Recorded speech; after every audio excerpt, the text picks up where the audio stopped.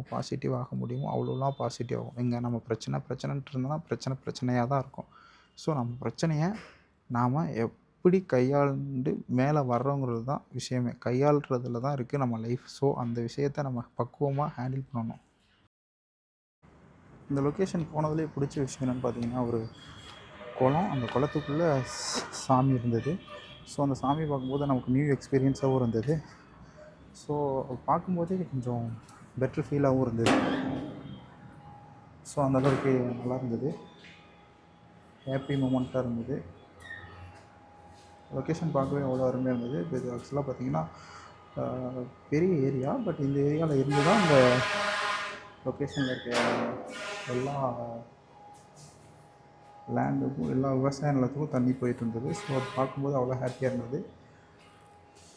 So வேறு level experience இருந்தது. அதாவது சொல்லுவாங்கள்ல, நம்ம சிட்டிக்குள்ளேயே ஒரு வாழ்க்கையை வந்துட்டு கிராமத்துக்கு போனால் நல்லா நியூ எக்ஸ்பீரியன்ஸாக இருக்கணும். அது இது ஒரு எடுத்துக்காட்டு. ஸோ ரொம்ப நாள் கழித்து ஒரு பெரிய ரிலீஃப் கிடைச்ச மாதிரி ஹாப்பியாக இருந்தது.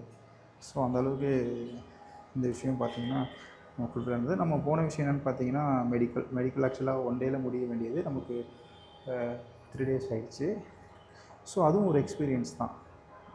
ஹாப்பி மூமெண்ட்டாக தான் இருந்தது. ஸோ நம்ம ஒரு விஷயத்துக்காக காத்திருக்கிறது தப்பு இல்லை. எவ்வளோ நாள் வேணால் காத்திருக்கலாம். அது சக்ஸஸில் முடியணும். அதுதான் எங்கள் விஷயம். ஸோ அதே மாதிரி நமக்கும் சக்ஸஸில் முடிஞ்சது. ஸோ என்ஜாய் பண்ணோம். எல்லோரும் ஃபோட்டோஸ் எடுத்தோம், ஸ்டில்ஸ்லாம் எடுத்தோம். பசங்க வேறு லெவல் ஃபன் பண்ணிகிட்டு இருந்தாங்க. ஸோ அந்த மொமெண்ட்டெல்லாம் பார்க்கும்போது நமக்கே ஹாப்பியாக இருந்தது.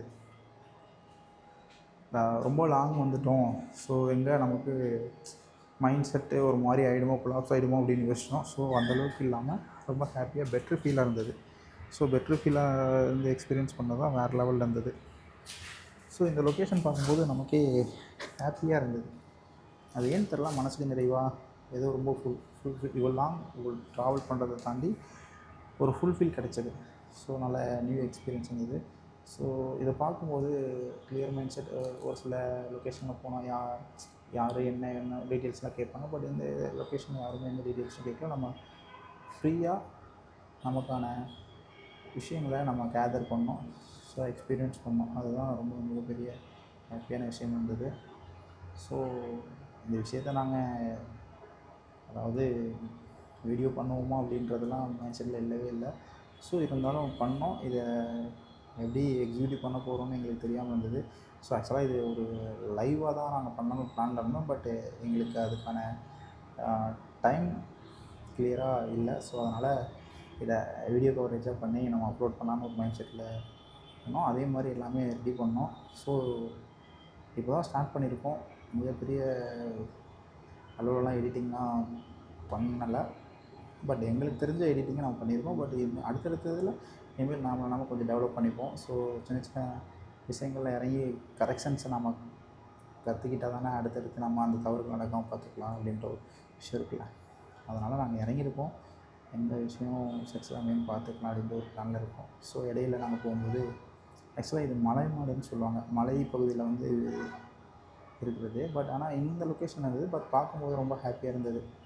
நம்ம ஊர்லலாம் மாடெல்லாம் பார்த்திங்கன்னா சும்மா லிமிட்டடாக தான் இருக்கும். ஸோ அதை கயிறு போட்டு கட்டி அந்த மாதிரி லொக்கேஷன் அந்த மாதிரி அதுக்கான லொக்கேஷன்லாம் நம்ம இது பண்ணிகிட்ருப்போம். ஸோ பட் இங்கே எந்த மாட்டுமே கயிறு கட்டல. ஸோ ஃப்ரீயாக விட்டாங்க. அதுவுமே ஒரு ஆர்டராக போய் அதுக்கான லொக்கேஷனில் அப்படியே பண்ணிடுச்சு. இப்போ நம்ம பாதி தூரம் போயிட்டோம். ஸோ நம்ம போனதுக்கான லொக்கேஷன் இப்போ இதை தான் நம்ம லெஃப்ட் சைட் திரும்பணும். ஸோ இது பார்த்திங்கனாவே தெரியும்.